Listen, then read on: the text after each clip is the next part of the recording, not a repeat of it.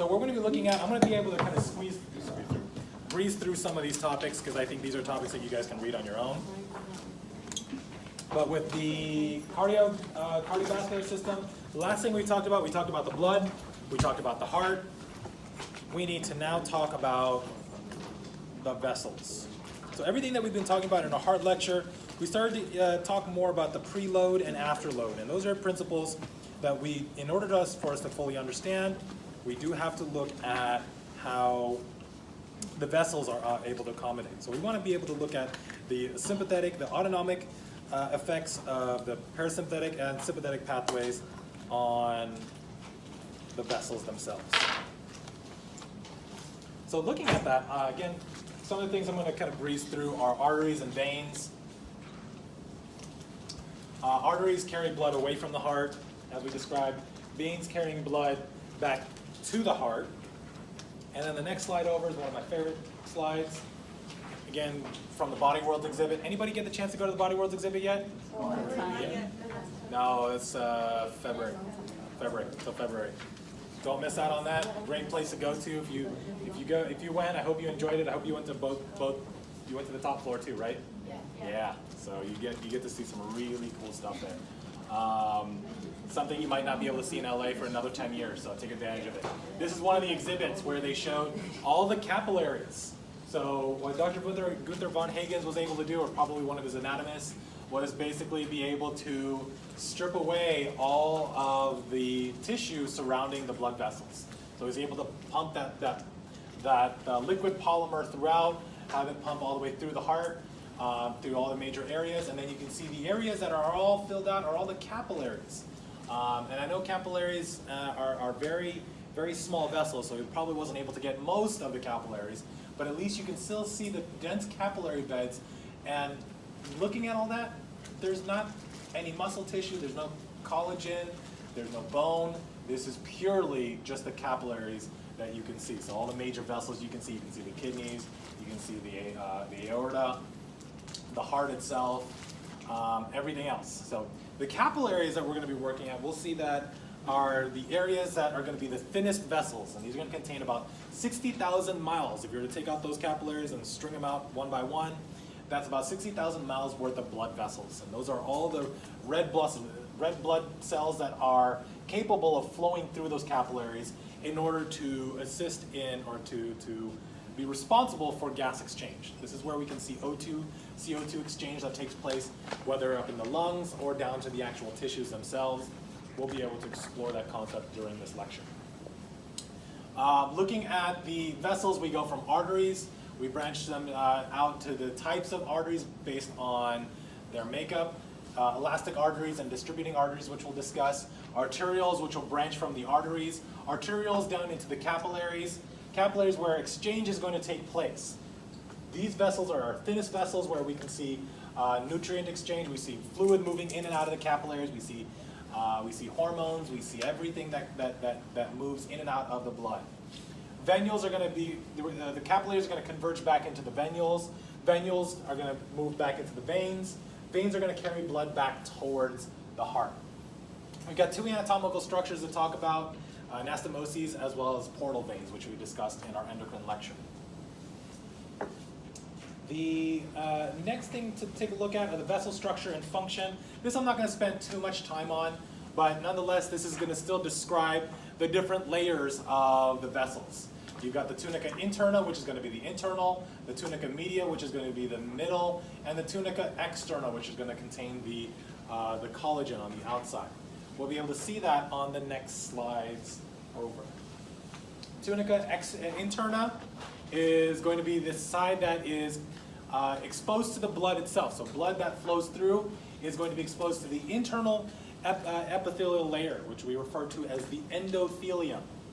The endothelium, you can see, is allows the stuff to move in and out, the ions, the gases, and nutrients. So keep that in mind when we look at the tunica interna later. The tunica media is mostly muscle. And the muscle that surrounds the vessel is going to, what's going to take place, that's going to allow for vasodilation and vasoconstriction. These smooth muscles allow for the different diameter of the vessels to allow blood to flow in and out of. So we have the ability to be able to vasodilate or vasoconstrict to allow either blood to allow more blood to flow in or less blood to flow in. And that should start to tie in. When we're thinking about vasodilation and vasoconstriction, think about what happens when we describe sympathetic activities. So if you're going to start running or you're going to do anything that involves increased sympathetic output, you're going to want to redirect blood to areas that are critical. You want to bring more blood into the muscles. You want to redirect blood away from things like the gastrointestinal system. So we have to find ways to be able to redirect blood to our essential tissues. Now the tunica externa is really just the collagenous fibers on the outside. It's just all it is just anchoring things to surrounding tissues. Now when we move from the arteries to the arterioles to the capillary bed to the venules back to the veins, we'll be able to look at the differences in the structure of the tunica externa media and tunica externa, tunica media, and tunica interna. One thing I want to point out is the cross-sectional area. If you were to take a slice of the arterioles, you can see what the slice would look like in terms of not the surface area, but the cross-sectional area. How much blood can flow through this area versus the capillaries. If I were to cut through all the capillaries, you'll see that there's an increased cross-sectional area. That means that blood, if you're red blood cells, you might have a bigger arteriole. You're flowing through one arteriole as opposed to all the different capillaries. You've split the different areas that blood can start to flow out through. And effectively what that's going to do, when you increase cross-sectional area, you're going to slow the blood flow through that area. Imagine you're now a red blood cell. You can route through different areas. As you move through this way, you see that it travels even slower. If you're able to look at geography, this will be the difference of looking at a creek. And if you got a narrow creek, you can see water flowing fairly quickly. But then as it starts to spread out through, I don't even know what I'm clearly not into geography.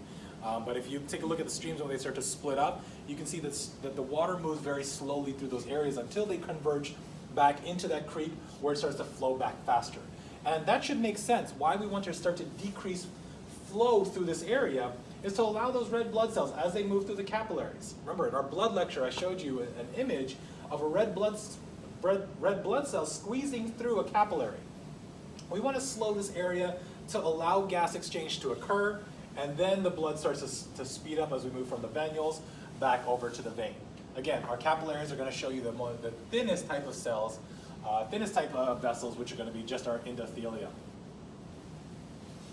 Now as we move through, let's take a look at the different vessels. The elastic arteries are going to be important.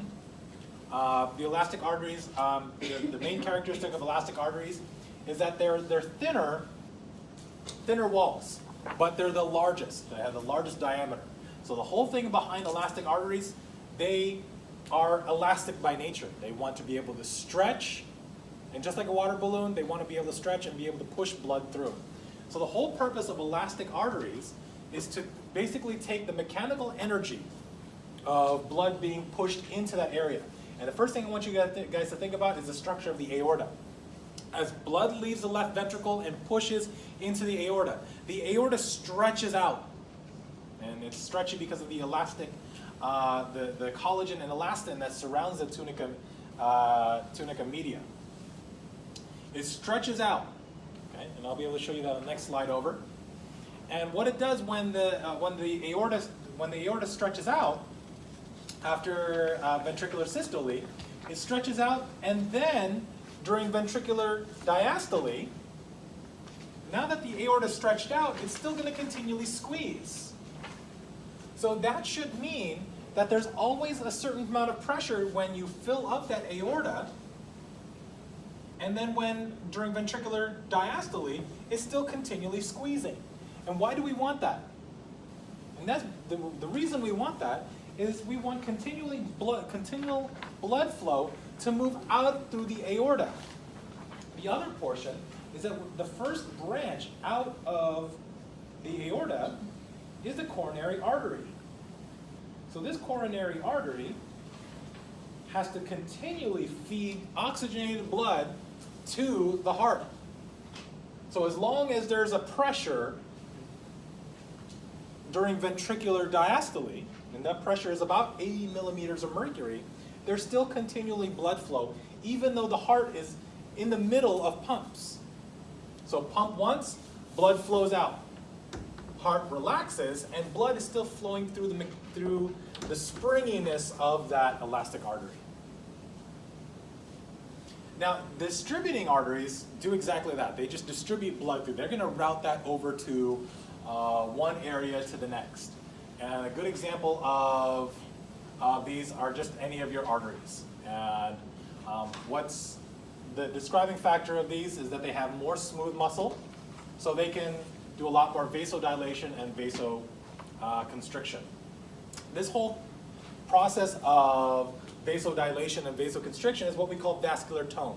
What is the strength at which we're squeezing the smooth muscle around those vessels will allow us to determine how much blood flow is being sent to that tissue bed.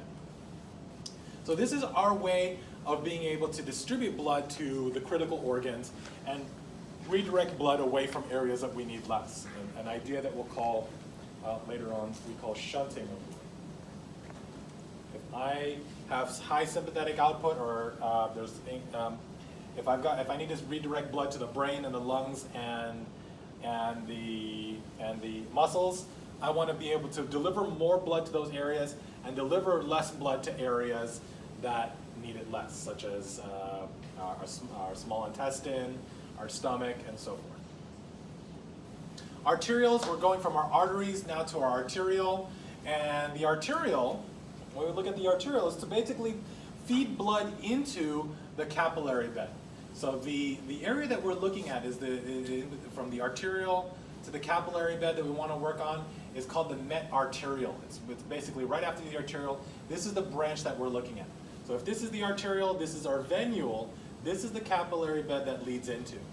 Now the important part of the metarteriole, which I describe over on the next slide over, is that there's regulation of blood flow into this area. This metarteriole serves as a nozzle. And you can see that especially on what are called precapillary sphincters. These precapillary sphincters are the sphincters that wrap around between the metarteriole and the capillaries themselves. And those nozzles work to basically either turn off or turn on the amount of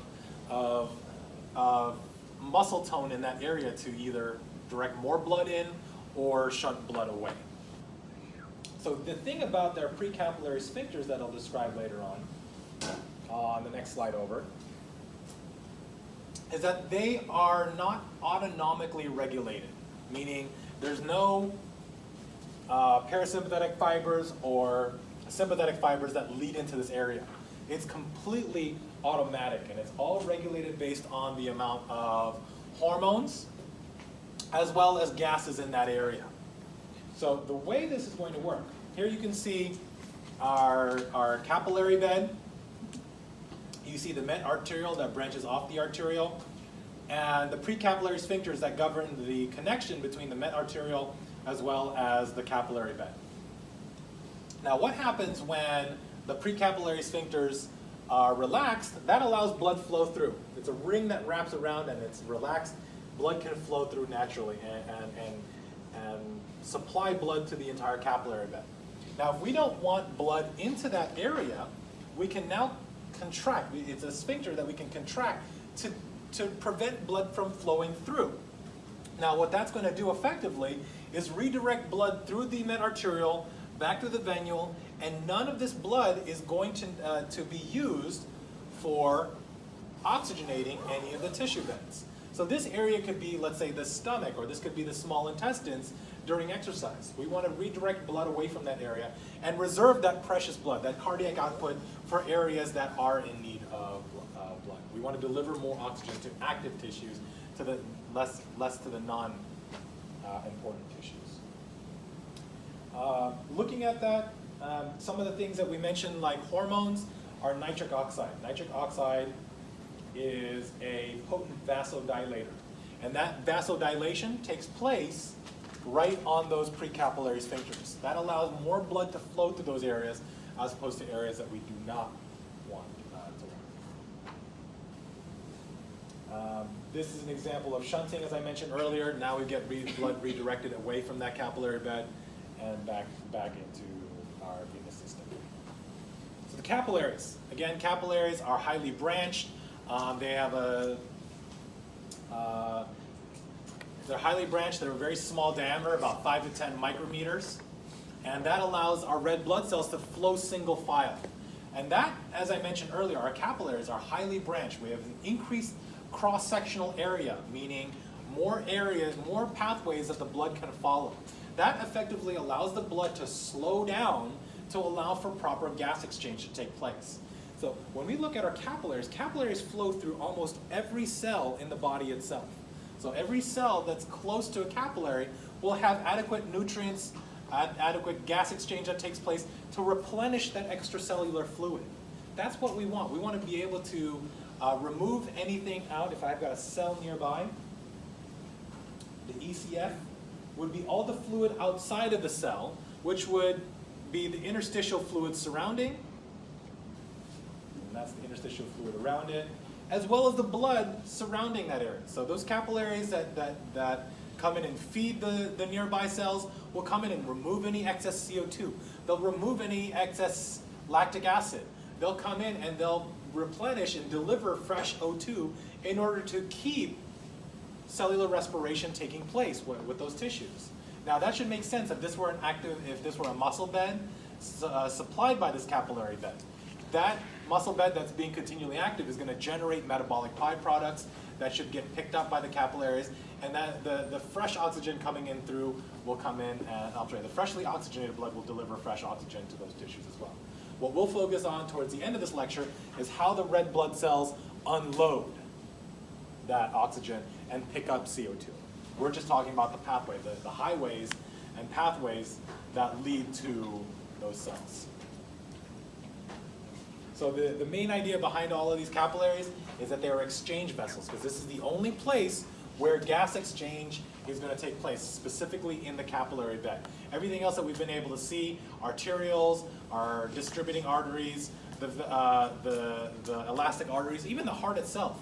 The whole purpose of that is just to deliver blood through. But where we want actually gas exchange to take place, in the capillaries. Now, looking at that, we have three types of capillaries. We have continuous capillaries. If you look at continuous capillaries, these are basically your endothelium cells that are all branched together. They've got anchoring junctions that hold them together. We do have some intracellular clefts, which are basically the junctions in between cells. And that allows for things to leak in and out of the cell themselves. Now, we're going to have other capillaries with bigger windows which we call fenestra for fenestrated capillaries. Fenestrated capillaries are much more porous. They have holes in them that allow larger molecules to flow through. Maybe things like proteins that need to leave out through those pores. They're big enough to allow bigger molecules to leave, but they still only keep the red blood cells and other of the formed elements to stay within. Okay? Now, looking at the last of them is really like the Swiss cheese of capillaries. Mm-hmm. These are sinusoids, and sinusoids have even bigger holes. And the whole purpose of these sinusoids are to allow the formed elements to move through. Now, why would we want the formed elements to leave the blood? Well, because red blood cells don't live very long. They have about 120 days that they can live. After that, they die. So we need to get rid of these dead red blood cells, and we need to put in new red blood cells. Where does that take place? Again, the quiz question I asked you guys, where do we get the stem cells from? Stem cells in the bone marrow. So naturally, in the bone marrow, we're going to have sinusoid capillaries. As those stem cells differentiate and become red blood cells or white blood cells or platelets, they'll flow through the sinusoids. Well, they can enter the circulation. When these red blood cells are done, they're going to get turned into bilirubin in the liver. They're going to get chopped up and used for something else. So sinusoids are going to be present in the liver to allow cells to leave the circulatory system. Now venules are going to be basically the veins that leave the capillary bed, and all they do is they basically drain fluid back into the venule. So looking at that, this where we're going to see our venules. Venules are going to be where we're going to see most of the blood being stored. If you were to take a look at your blood right now, where most of that blood is stored in your veins. Veins basically returning blood back. If you were looking at the veins, they're much thinner, less muscle, low intravenous pressure. Another characteristic of veins is they're going to contain flaps, and I'll talk about that on the next slide over. But where most of the blood is stored, out of this entire pie chart, at any given point in time, 7% of your blood is in your heart, 7% in your systemic capillaries, 9% in your pulmonary vessels. The rest of the blood is pooled away in your veins and venules. So that's where you store your blood. Okay? And it's not technically being stored, it's where your blood spends most of its time. Now, if we need to tap into and bring more blood into the capillaries, well, that's where the systemic effect is going to have a role in this area. We want to, if I got a water balloon, I guess that water balloon in this case would be our veins. If our veins are holding that blood, we can do something where we can squeeze those veins a little bit to bring blood back into the heart. That bringing blood back into the heart is what we call preload, right? So one way of squeezing that blood back is something we call venoconstriction. Squeeze those veins and return blood back to the heart. And how do we do that? How do we prevent blood in the veins from moving back in the wrong direction? Well, this is where those valves come in. And the way these valves work, if you were to take a look at the tunica interna, we have these flaps of epithelial tissue that come together. And that allows for unidirectional blood flow through the vein. So taking a look at the leg, for instance, blood is supposed to flow back up towards the heart. If you ever wonder, how does blood in the leg make its way all the way back up the heart against gravity? Well, that's where our veins work together. So we'll talk about I believe on Tuesday, we'll talk about what allows unidirectional blood flow. And the first portion of all that are the valves that close. When those valves, when blood moves from one segment to the next, the valves close as the pressure is higher in this segment, and that allows these valves to close and only allow blood to pool up from direction to direction. So it's basically taking a ladder all the way back up to the heart. Now, what happens with varicose veins are varicose veins start to enlarge. And if you know anybody with varicose veins, you would see that they're very unsightly veins that are much larger than normal veins.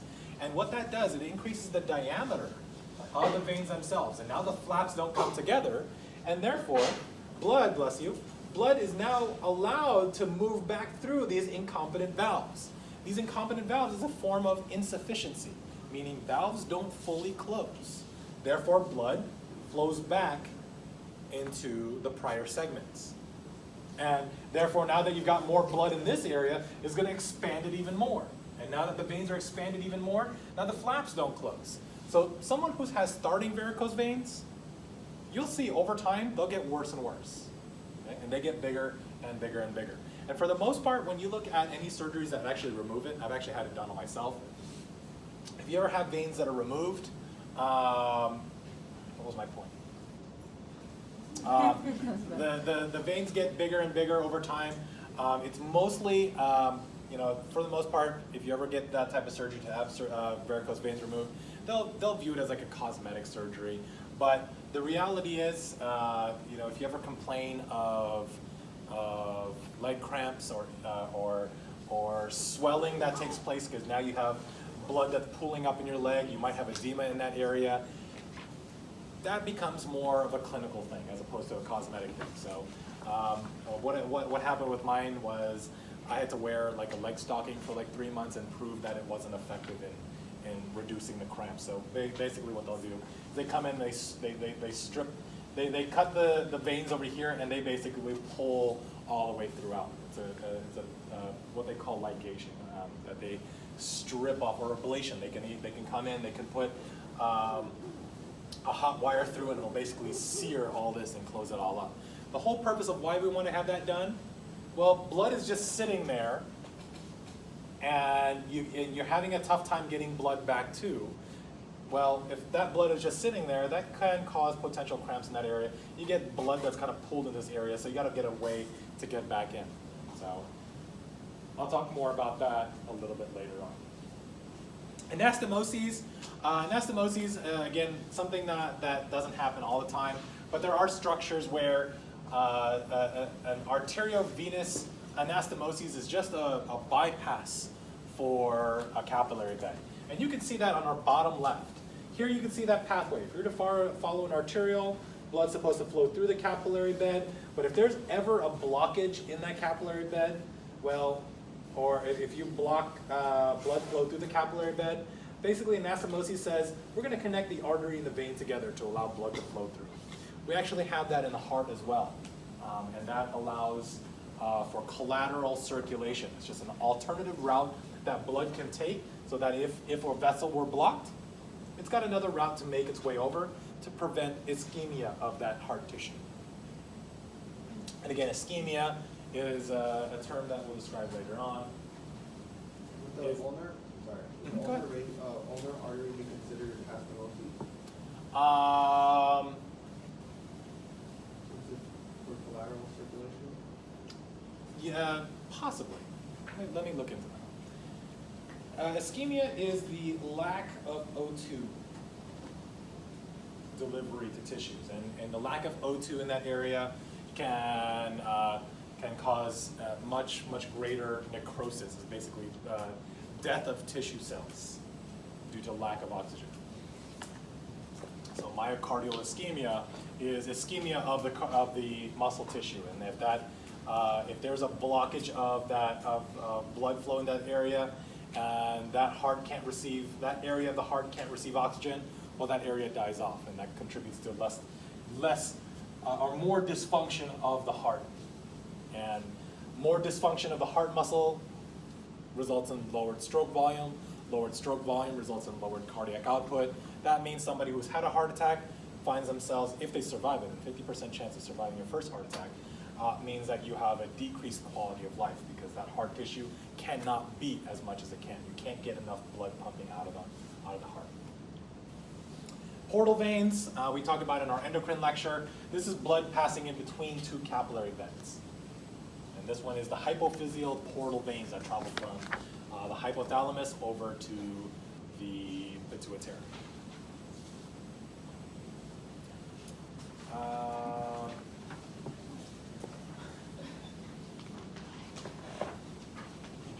Let's save that for another day, shall we? Because I'm looking at this, I'm like, I'm going to give you kind of a heavy description of something. And we'll continue on slide 22. This lecture is only about 60 slides, so we're actually doing really well on time.